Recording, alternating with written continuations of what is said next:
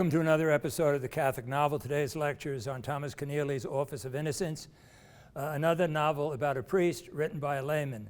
Now, this novel fascinated me.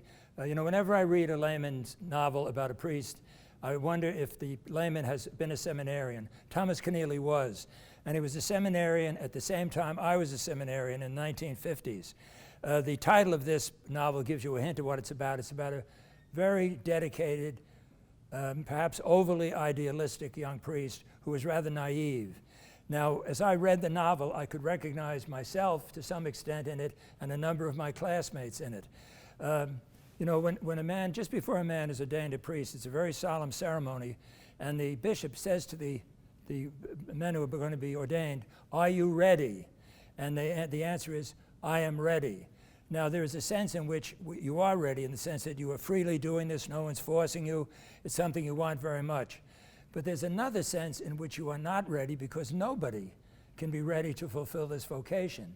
When I was in the seminary in the 1950s, and this is probably true of Thomas Keneally's experience, the primary value at the seminary was obedience.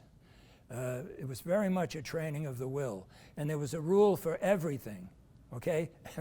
I mean, when you went out to play ball, you wore a cassock to the field. No talking above the basement, okay?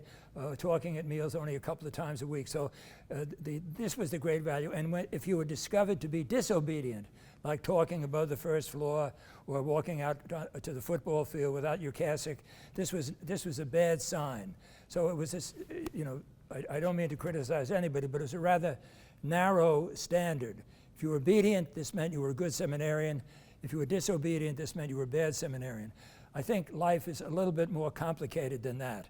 Now, what happens in this novel is the main character, Father Frank Darrah, because of his idealism and because of him being naive, gets himself into trouble. One critic said this novel goes from melodrama to murder to mystery to a treatise to a theological treatise.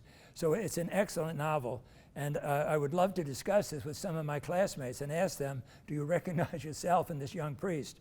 So in my education in the 1950s, the seminary, and once again I'm guessing it was something like this for Keneally, two things were lacking. We were not given any parochial experience at all. So the day before you were ordained, you were keeping rules about silence, and the day after you were ordained, you were dealing with the world's problems. And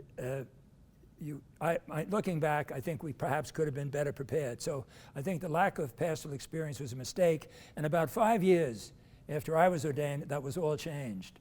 That seminarians now have to, do some pastoral experience. And the other was, I know I was, and I suspect my classmates also were psychologically naive.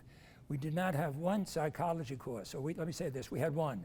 It was called experimental psychology, in which we studied mice and cats and rats, okay? So we would dynamite with mice, but we weren't terribly prepared to deal with people who had emotional problems. And once again, about 5 years after I was ordained, that all changed. And I think most seminaries now have a resident, a psychologist or a psychiatrist, and emotional counseling is, available to everybody, okay? But what happens in the novel is, at least this is my reading, with the best intentions in the world, Father Frank Darrah gets involved in something. I think he's completely innocent, but it looks very bad. Here's what's happening. It's during the Second World War. It takes place in Sydney, Australia. The Japanese are moving towards Sydney, and some of the confessions that the priests hear are of the wives of the men who are in the service. So one wife is being unfaithful to her husband, and in order to help her, Father Darrah suggests they meet outside the confessional, which is not the usual thing to do, but though it's not a horrendous error either. I mean, he's doing it because he thinks he may be able to help her. But what happens is, later in the novel, she is murdered, and that he is going to meet her for a discussion privately, okay, send it around a confession, causes scandal, and so on. So it's kind of his ecclesiastical downfall. And that's why the title, The Office of Innocence. Several times his pastor caricatures him as, he's great with confessions. His confession line is very long, but he's too idealistic. He doesn't know enough about human experience. Now, let me just focus for a second on maturity, emotional, psychological maturity. Very difficult, I think very difficult to define, and maybe very difficult to reach. I'm thinking of somebody I knew. When he was 20, he still seemed like he was 15. When he was 30, he seemed like he was about 19. When he was 60, he was still immature. How did that happen? I don't know how it happened. I know one time a father said to me, I find my teenage son immature. How can I, quote unquote, make him more mature? You know, all I could say is somehow his world has got to expand. Somehow his world has got to deepen. I spent 18 years teaching in a college seminary, dealing with seminarians all the time. And at St. John's University, where I've been teaching for over 30 years, I often have seminarians in my class. And they are very, you know, thank heaven, thank God, they are very idealistic young people. And you want to give, you can't make them mature, at least I don't think you can. But you want to give anything you have learned about being a priest, you want to give them any help you possibly can. So, you know, the American bishops are always having meetings about, you know, how should we train future priests? In terms of the sex abuse crisis, a lot of the training has been blamed for that. I don't know how honest that is, but certainly the sex abuse crisis revealed a lot of sick people were committing some terrible sins. Now, I think I announced this in another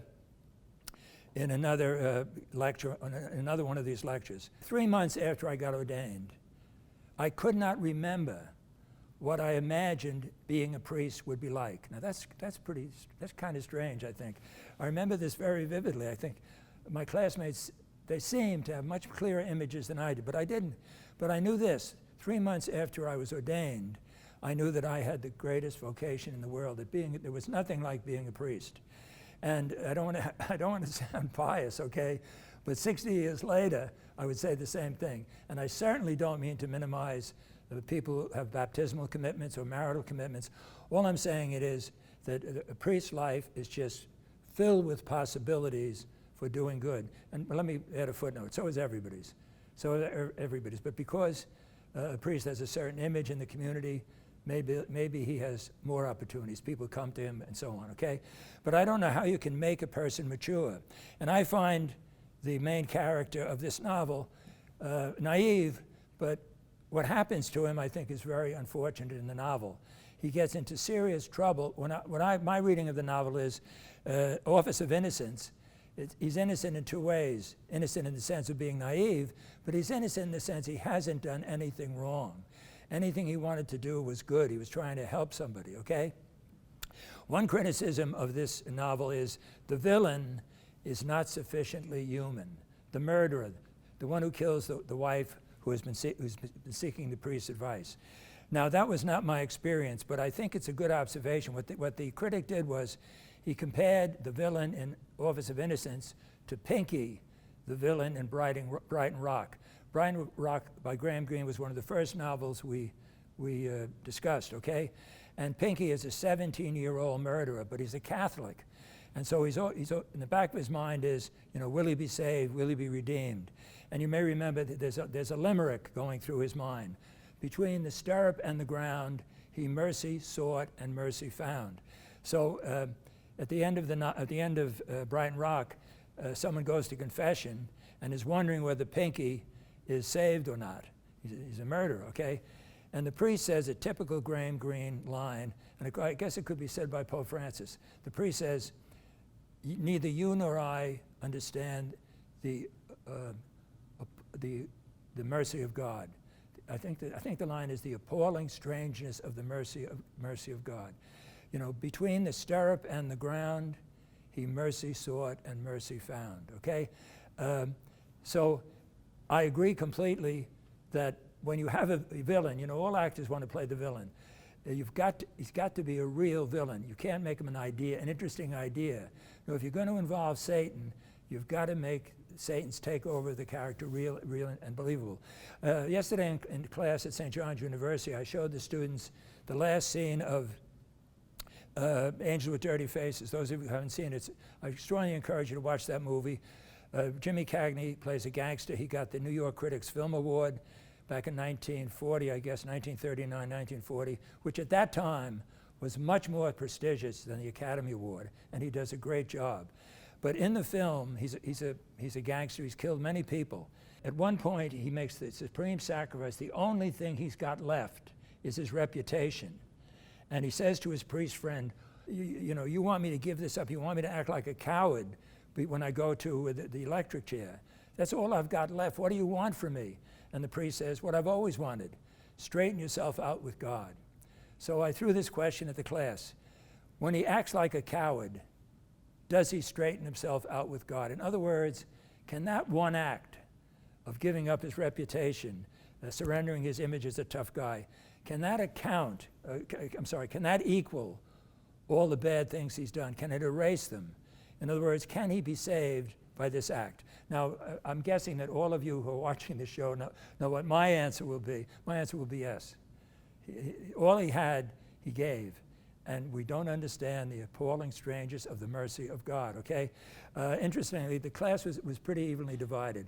A number of the people didn't think one act would do it, but I think it could, okay? Or my point is this.